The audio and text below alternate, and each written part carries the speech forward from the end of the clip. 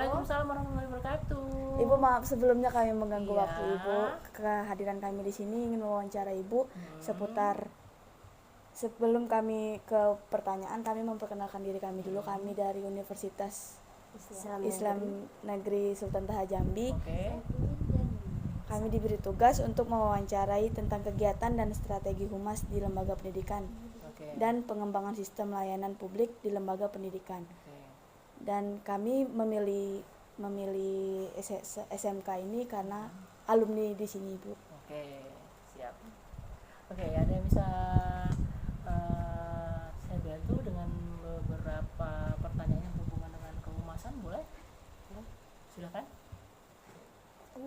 Sebelumnya perkenalkan, nama saya ini Ibu Nina Handayani ST. Saya menjabat sebagai seorang humas itu dari 2017 sampai sekarang, berarti 2002, berarti 5 tahun. Nah, jadi pengalaman sih tidak banyak, tetapi yang pastinya saya cukup membantu jalannya kegiatan-kegiatan yang ada di SMK Yadika Jambi ini, termasuk untuk guru, siswa, dan tata usaha. Silakan.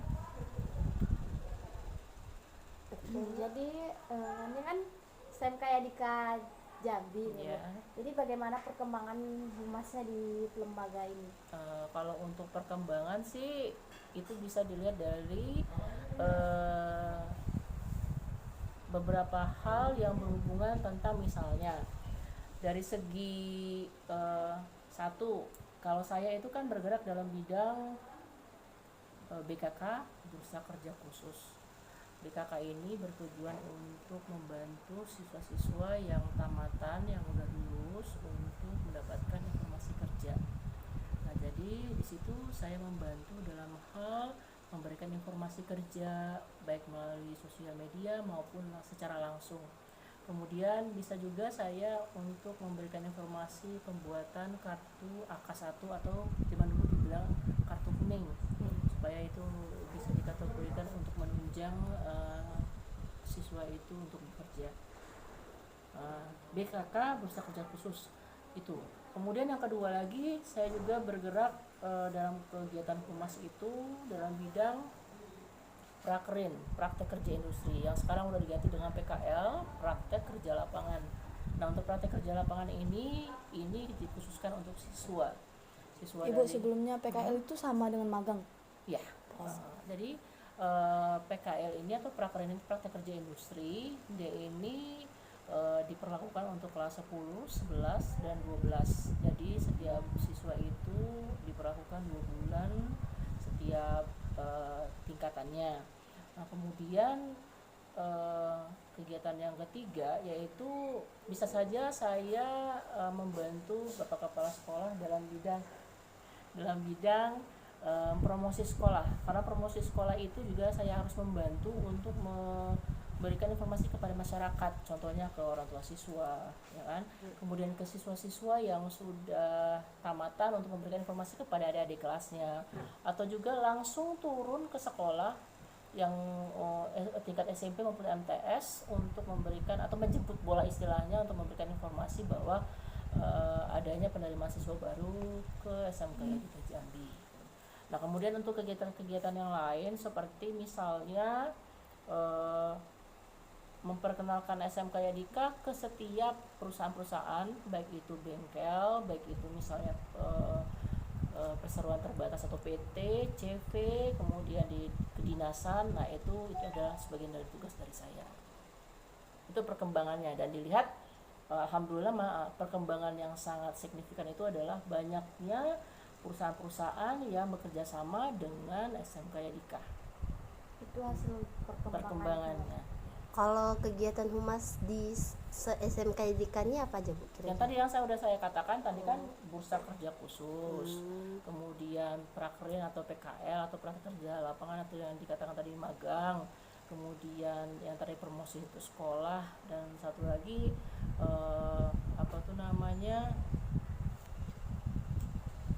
tadi itu kegiatan-kegiatan yang misalnya berhubungan dengan perusahaan-perusahaan yang mau kita mengajak kerjasama dalam bentuk MOU. Ibu selama menjabat sebagai ini di Humas, apa Ibu pernah ngerasa kesulitan atau kayak mana gitu di Yadika ya Bu? Kalau di Yadika tidak, tapi saya berhubungan dengan masyarakat itu kesulitan. Kenapa saya bilang kesulitan? Tidak semua perusahaan, tidak semua dunia usaha dan dunia industri itu bisa menerima kita, welcome kepada kita, karena pada prinsipnya mereka tuh kan tidak mau terikat dalam bentuk MOU atau surat kerjasama antara SMK Yadika dengan perusahaan-perusahaan, karena contohnya dari berbagai kementerian itu ada beberapa hal yang bisa diajak kerjasama, ada yang tidak. Itu menjadi suatu halangan bagi kami. Kemudian lagi ada juga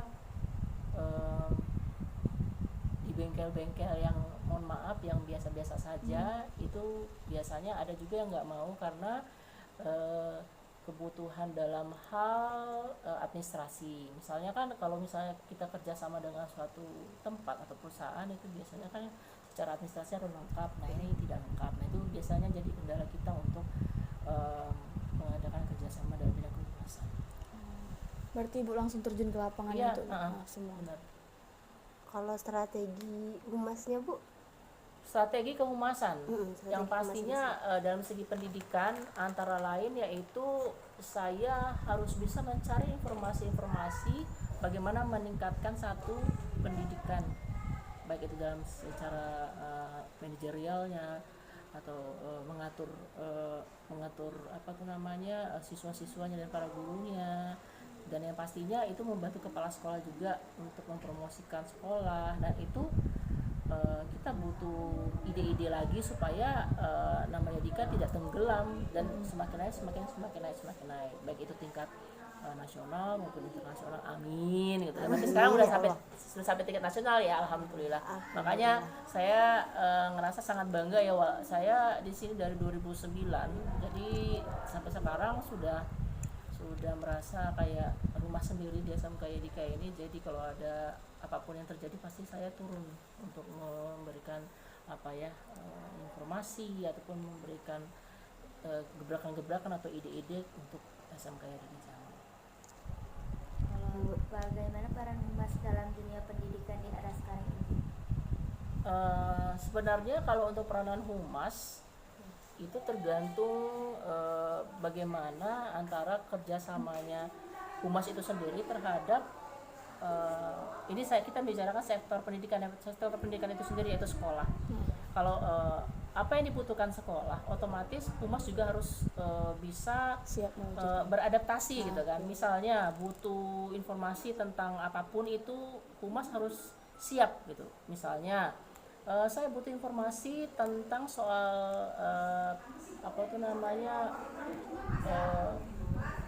pekerjaan ataupun informasi lowongan kerja di jurusan teknik komputer jaringan, misalnya jurusan TKJ. Nah itu saya akan mencari informasinya, misalnya kayak gitu kan. Kemudian lagi informasi lagi tentang bagaimana membantu teman-teman di setiap kepala prodi atau program studi yang di SMK Yadika Jambi ini untuk supaya siswanya lebih semangat bekerja di bidang masing-masing, terutama untuk mengeluarkan keahliannya di perusahaan-perusahaan. Nah itu tugas saya sebenarnya. Tanpa disadari saya sebagai humas juga harus pintar-pintar mengulik-ngulik di mana sih bagusnya siswa itu, misalnya nanti kalau untuk berhasil untuk misalnya mau meneruskan sekolahnya ataupun bekerjanya, itu kan kita bisa diajak kerjasama. Contoh, saya pernah mengadakan surat kerjasama dengan, saya sebut misalnya Toyota. Nah Toyota itu alhamdulillah sampai sekarang bisa dapat selalu ada di samping kita sebagai perusahaan yang dapat mendampingi siswa kita. Misalnya siswa kita itu magang dan juga siswa itu yang sudah tamat untuk bekerja langsung di situ.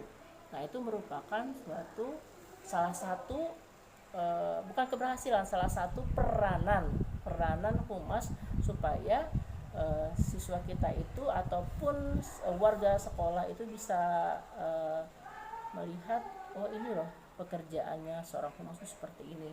Karena kalau kita tidak tahu tentang peranan, kemudian fungsinya sebagai seorang humas, kemudian apa tujuannya apa gitu kan, berarti kan dia tidak memahami pekerjaannya, ya kan. Nah, jadi otomatis kan sebelum saya menjadi seorang humas ini kan saya harus tahu dulu bagaimana sih cara kerja atau mekanismenya seorang humas itu seperti apa. Kemudian juga bagaimana saya melayani, ini saya harus melayani orang tua, melayani siswa-siswa. Ya, otomatis kalau misalnya siswanya bisa diarahkan dengan baik, alhamdulillah. Misalnya tidak bisa diarahkan baik, bagaimana caranya saya harus bertindak tegas gitu. Udah semua. Ini kan sekolah ini punya link gitu kan. Nah, Nah itu tuh bisa dimasukin jadi perkembangan humasnya atau gimana tuh? kalau link itu salah satu, sebenarnya itu kan merupakan alat atau media di mana salah satu untuk menghubungkan antara SMK Yadika dengan dunia luar. Misalnya seperti yang sudah kita punya di sini adalah websitenya SMK Yadika.